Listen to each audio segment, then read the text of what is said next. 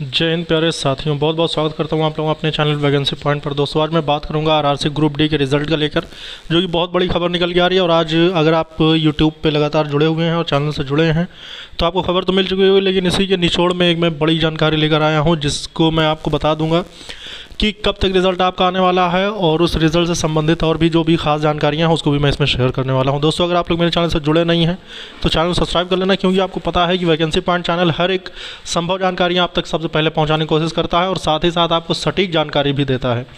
दोस्तों जो आज की खबर थी, पहले मैं उसको एक बार आपको रिवाइज बता देता हूं, उसके बाद मैं आपको बताऊंगा कि किस फेज़ में आपको सबसे ज़्यादा बेनिफिट होने वाला है, जबकि ये एक बहुत ही बड़ा सर्वे के बाद ही ये चीज़ पता चल पाई। जबकि उन अभ्यर्थियों में एक अलग ही उत्साह भी है कि उन्हें इसका ज़्यादा बेनिफिट मिलने वाला है। और ख़ासकर ये बता दूं कि इस बार जो नॉर्मलाइजेशन का मेथड अप्लाई किया जाएगा रेलवे की तरफ से, वो बिल्कुल ही अलग है। अभी तक जो नॉर्मलाइजेशन में नंबर बढ़ा दिए जाते थे, जबकि पिछला जो ग्रुप डी 2018 वाला था उसके अकॉर्डिंग अगर मैं बात करूं तो बहुत ही ज़्यादा नॉर्मलाइजेशन में मार्क्स देखे गए थे। लेकिन इस बार ऐसा कुछ नहीं होने वाला है, क्योंकि आज का जो इस बार रेलवे ग्रुप डी नॉर्मलाइजेशन करने जा रहा है, ये परसेंटाइल मेथड से करेगा। तो इसका क्या है पूरा प्रोसेस, खासकर आपको तो इसके बारे में पता ही है, लेकिन मैं आपको सिर्फ इसका फाइनल बताऊंगा कि किसमें कितने मार्क्स बढ़ाए जा सकते हैं।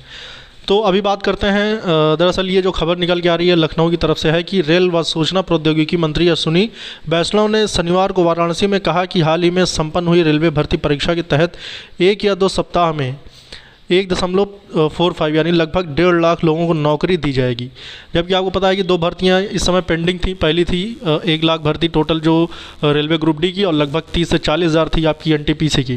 तो इन दोनों का जिक्र इसमें करके बताया गया कि 1.5 लाख लोगों को नौकरी दी जाएगी। बीते 8 वर्षों में रेलवे ने 3.5 लाख लोगों को रोजगार दिया है। बीएचयू के कृषि शताब्दी प्रेक्षागृह में आयोजित थिंक इंडिया के चौथे राष्ट्रीय अधिवेशन को संबोधित कर रहे मंत्री ने रेलवे और टेलीकॉम सेक्टर में 100 इंटर्नशिप शुरू करने की घोषणा की और इसके लिए थिंक इंडिया समिति से प्रस्ताव मांगा। उधर इससे पहले वैष्णव रायबरेली के लालगंज में आधुनिक रेल डिब्बा कारखाना भी पहुंचे। कहा यहां वंदे भारत ट्रेन के डिब्बों का निर्माण के लिए 150 करोड़ का बजट दिया है।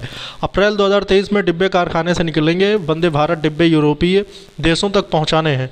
रेल मंत्री ने AC 3 टियर इकोनॉमी, फाइनली इसमें उन्होंने ये सब चीज़ों का जिक्र किया है कि क्या कार्य चल रहे हैं रेलवे विभाग की तरफ से। लेकिन इसमें एक बड़ी चीज़ें ये देखने को मिल सकती हैं कि इनका ये मानना है कि लगभग 1 से 2 सप्ताह यानी कि लगभग 15 दिनों तक अगर मैक्सिमम मान लिया जाए तो रिज़ल्ट आने की पूरी संभावना है।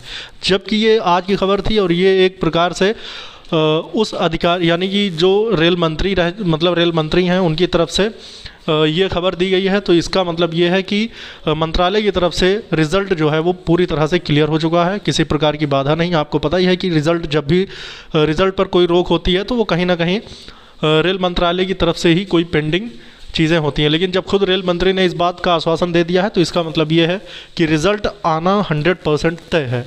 तो 15 तारीख के पहले रिज़ल्ट कभी भी आ सकता है।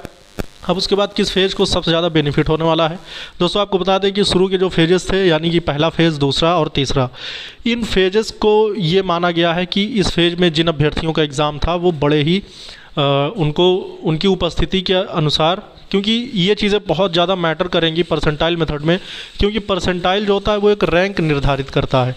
और अगर किसी भी शिफ्ट में बच्चे कम थे तो उनकी रैंक के हिसाब से ये चीज़ें निर्धारित की जाएंगी। जबकि लास्ट में ये चीज़ें कम देखने को मिली थी कि उपस्थितियां बढ़ चुकी थीं, लेकिन शुरुआत में ये चीज़ें नहीं थी। मतलब उपस्थिति में बहुत ही कम थे, मतलब उपस्थितियां उनकी बहुत ही कम थी, यानी लगभग 40 से 50% के बीच। तो ये उनके लिए बहुत बड़ा बेनिफिट बन सकता है रैंकिंग के हिसाब से, यानी परसेंटाइल मेथड से अगर नॉर्मलाइजेशन होगा तो ये उनके लिए एक बेहतर और सुनहरा मौका इसमें साबित हो सकता है। लेकिन और इससे संबंधित जो भी जानकारियाँ होंगी वो मैं आप तक पहुँचाता रहूँगा। आपके मन में किसी प्रकार की अड़चन है या कोई भी डाउट है तो आप मुझसे कमेंट बॉक्स में ज़रूर पूछ सकते हैं। इस वीडियो में इतना दोस्तों, फिर मिलेंगे। जय हिंद, जय भारत।